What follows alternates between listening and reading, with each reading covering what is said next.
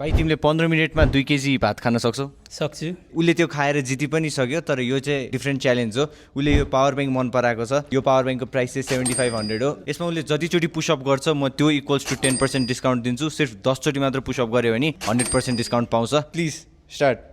1 almost 1। जिभे थाम्न सकिन यार दाइ।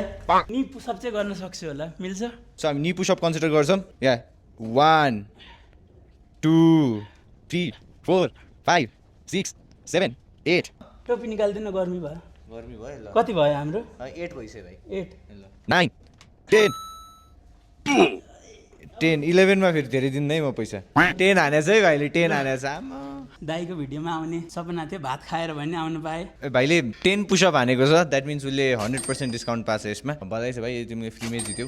दाइले मैले के गिफ्ट पनि ल्याइदिएको छु है। के ल्याइदिएछौ भाइ? पर्खिनु त। मैले चाहिँ सुरुमा केरा पनि ल्याइदिएर आएको थिएँ। सो यो चाहिँ हजुरको लागि। काँचोवाला ल्याइदिएछ, तर ठिक छ। तिमीले 15 मिनटमा 2 केजी राइस खाँदाखेरि पेट कस्तो फिल भएको थियो? पेट त भरिरहेको थियो, तर खाना चाहिँ अझै मन थियो। नर्मली कति खाइरह हुन्छौ? नर्मली त निकै खाइरहेको हुन्छु। अहिले चाहिँ अलिकति घट्नु पऱ्यो भनेर थोरै खाँदै थिएँ। थोरै भने कति हो? थोरै भने एक ताल। म्याथमेटिकल क्वेसन, म्याथमा कस्तो तिमी? पढाइमा राम्रो भएको भए भात खाँदै कुद्थ्यो होला त। तिम्रो इन्सपिरेसन को हो? इन्सपिरेसन मेरो मै हो फुडमा चाहिँ, किनकि सानैदेखि धेरै खाएको खाइ अब आफैदेखि आफै इन्सपायर भन्न नि नमिल्ने हो, त्यो चाहिँ हुन त।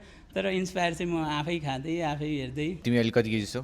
120 केजी घट्ने प्लान्स छ। त्यो चाहिँ बिस्तारै मैले नि कन्टेन्ट क्रिएसन सुरु गरेको छु नि त, त्यसमै कुरा गर्नेछु, त्यो घट्ने नघट्ने।